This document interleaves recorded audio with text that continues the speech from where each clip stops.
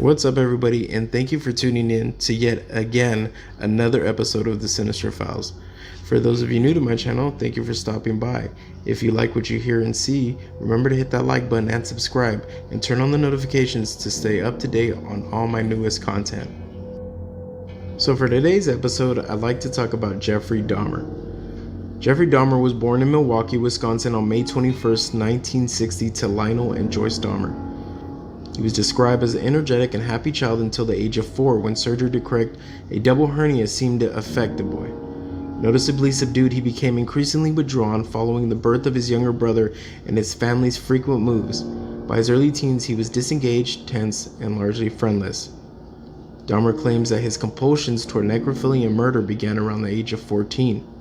But it appears that the breakdown of his parents' marriage and their bad divorce a few years later may have been the catalyst for turning these thoughts into actions.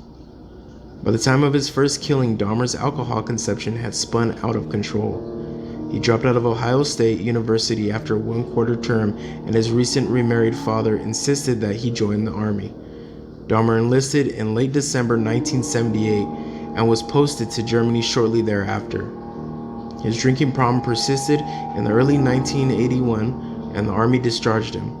Although German authorities would later investigate possible connections between Dahmer and the murders that took place in the area during that time, it is not believed that he took any more victims while serving in the armed forces.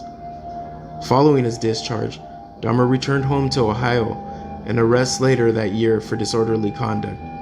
That prompted his father to send Dahmer to live with his grandmother in Wisconsin. But his alcohol problem continued, and he was arrested the following summer for indecent exposure. He was arrested once again in 1986 when two boys accused him of masturbating in front of them. He received 1 year probationary sentence.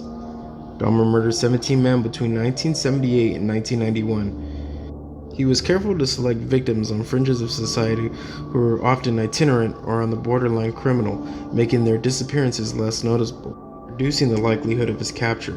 He lured them in his home with promises of money or sex and then strangled them to death. He engaged in sex acts with their bodies and kept body parts and photos as souvenirs.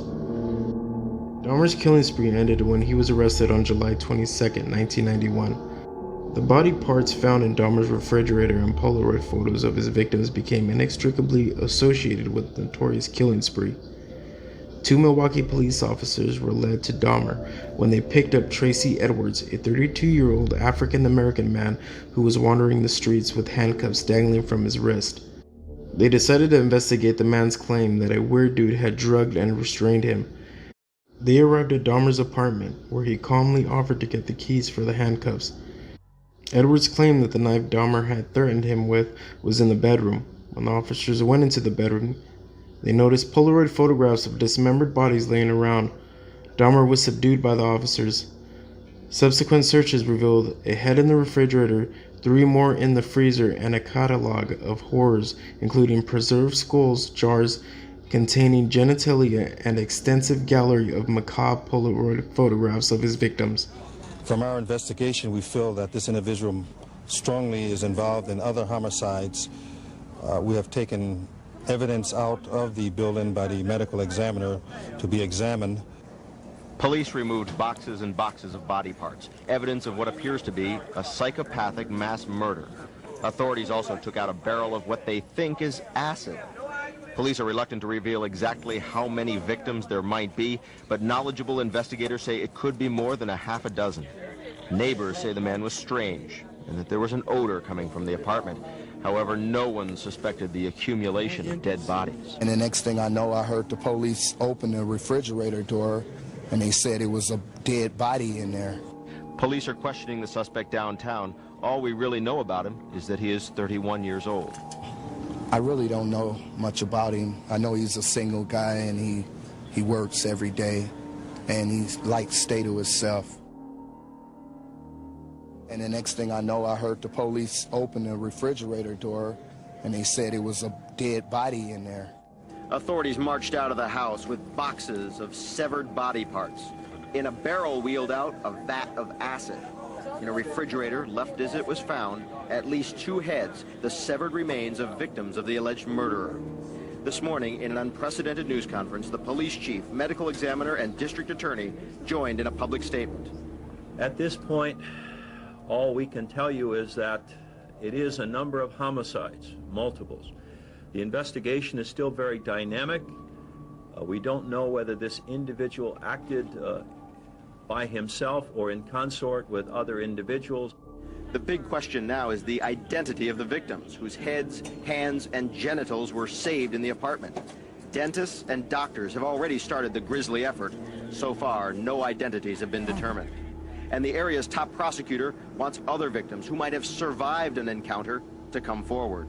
We would certainly urge anyone that's had such an experience to step forward. For one reason or another, persons don't do that, or perhaps there's an aspect of their experience that they don't wish to share with the public. However, in this case, I would certainly urge, if there are any individuals who've had an experience in this vicinity, we would certainly urge them to contact the police immediately. And actually handcuffed and threatened with a knife. Through some rather fortuitous circumstances, the individual was able to make his escape from the apartment.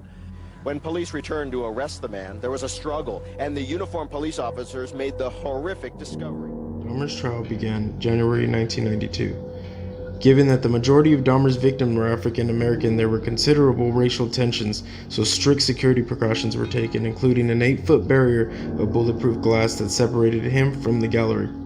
The inclusion of only one African American on the jury provoked further unrest, but was ultimately contained and short-lived. Lionel Dahmer and his second wife attended the trial throughout. Dahmer initially pleaded not guilty to all charges despite having confessed to the killings during police interrogation.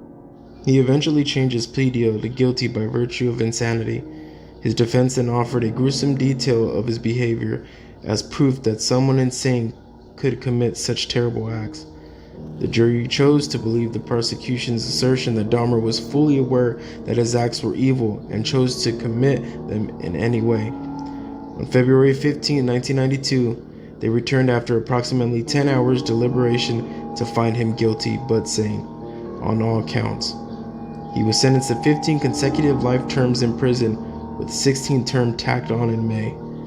Dahmer reportedly adjusted well to prison life, although he was initially kept apart from general population. He eventually convinced authorities to allow him to integrate more fully with other inmates.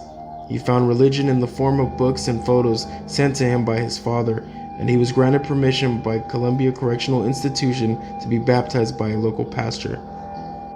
Dahmer was killed on November 28, 1994 by his fellow prison inmate Christopher Scarver. In accordance with his inclusion in regular work detail, Dahmer was assigned to work with 2 other convicted murderers, Scarver and Jesse Anderson.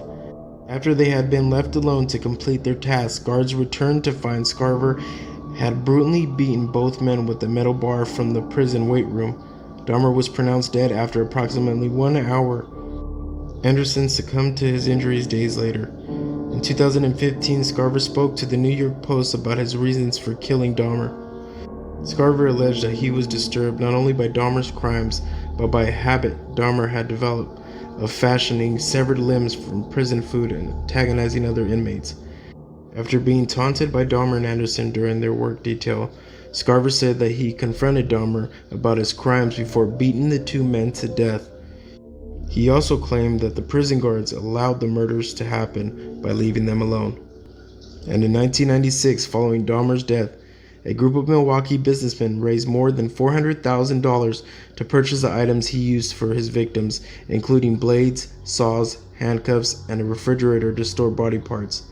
They promptly destroyed them in an effort to distance the city from the horrors of Dahmer's actions and ensuing media circus surrounding his trial. It's a process that doesn't happen overnight. When you depersonalize another person and view them as just an object for pleasure instead of a living, breathing human being, it seems to make it easier to do things you shouldn't do. So thank you for watching another episode of The Sinister Files. Remember to like and subscribe, and to stay up to date on all my newest content, go ahead and turn on the notifications. Thank you for watching.